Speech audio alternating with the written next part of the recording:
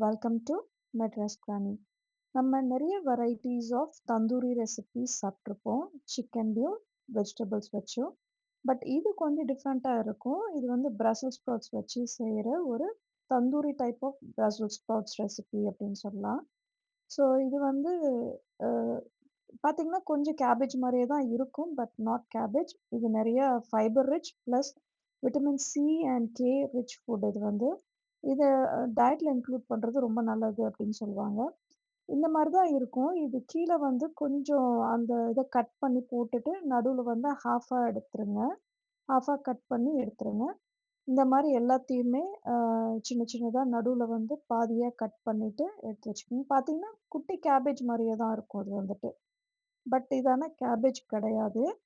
So இந்த மாரி எல்லாத்தையுமே கட் பண்ணி ரெடியா வச்சுக்கோங்க.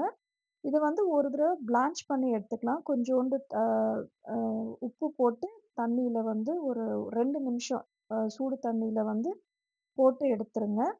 அவ்வளோதான் இது பிளான்ச் பண்ணி ட்ரையா எடுத்து தனியா வச்சுக்கோங்க. ஸோ அந்த பிளான்ச் பண்றத நான் காமிக்கல. ஸோ இப்போ வந்து நம்ம இதுக்கு வந்து அந்த தந்தூரி மசாலா எப்படி செய்றதுன்னு பார்த்துக்கலாம். அ ஒரு 2 டேபிள் ஸ்பூன் அளவு தயிர், நல்ல கெட்டி தயிர் எடுத்து வச்சுக்கோங்க. அது கூடவே வந்துட்டு தந்தூரி மசாலா, நான் ஹோம்மேட் மசாலா தான் யூஸ் பண்றேன். நீங்க உங்களுக்கு வெளியில வாங்குறது கூட நீங்க யூஸ் பண்ணிக்கலாம். ஒரு 1 1/2 டேபிள் ஸ்பூன் அளவு கூட நீங்க யூஸ் பண்ணிக்கலாம். அது கூடவே ஜீரகத்தூள் வந்து ஒரு 1 டீஸ்பூன் அளவு யூஸ் பண்ணிக்கோங்க. கொஞ்சமா அ வீட்ல செய்த மிளகாய் தூள் ஒரு 1 டீஸ்பூன் அளவு யூஸ் பண்ணிக்கோங்க. ஒரு 1/4 டீஸ்பூன் அளவு மஞ்சள் தூள் சேர்த்துக்கோங்க. இது கூட உங்களுக்கு மிளகு காரம் வேணுனாலும் சேர்த்துக்கலாம். அது கூட வந்து லெமன் ஜூஸ் வந்து ஒரு 1/2 லெமன் ஜூஸ் பிழிஞ்சு விட்டுக்கோங்க. பிழிஞ்சிட்டு இது எல்லாத்தையுமே ஒரு மிக்ஸ் குடுத்துருங்க. கொஞ்சமா ஒரு 1 டீஸ்பூன் அளவு எண்ணெய் சேர்த்துக்கோங்க. அது கொஞ்சம் பைண்டிங்க்கு ஹெல்ப் பண்ணும். தேவையான அளவு உப்பு சேர்த்துக்கோங்க. உப்பு சேர்த்துக்கிட்டு இது கூட வந்து இஞ்சி பூண்டு பேஸ்ட்டும் சேர்த்து மிக்ஸ் பண்ணிக்கோங்க. நான் கொஞ்சமா கலருக்காக வந்து காஷ்மீரி மிளகாய் தூள் சேர்த்துருக்கேன். ஒரு 1 டீஸ்பூன் அளவு. வேணும்னா சேர்த்துக்கோங்க, இல்லன்னா அவாய்ட் பண்ணிடுங்க.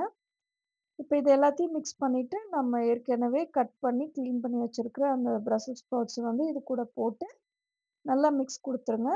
மிக்ஸ் பண்ணிட்டு ஒரு 20 நிமிஷம் வரைக்கும் மூடி போட்டு மூடி வச்சுருங்க. அது நல்லா ஊறட்டும். அதுக்கப்புறமேல் நம்ம வந்துட்டு இது தந்தூரில நீங்க செஞ்சாலும் நல்லாருக்கும். இல்லன்னா வந்து இப்ப நான் ஏர் ஃப்ரையர்ல தான் செய்றேன். ஒரு 180 டிகிரீஸ்ல வந்துட்டு ஒரு 15 டூ 20 மினிட்ஸ் வச்சு எடுத்தீங்கன்னா, நல்ல ஒரு தந்தூரி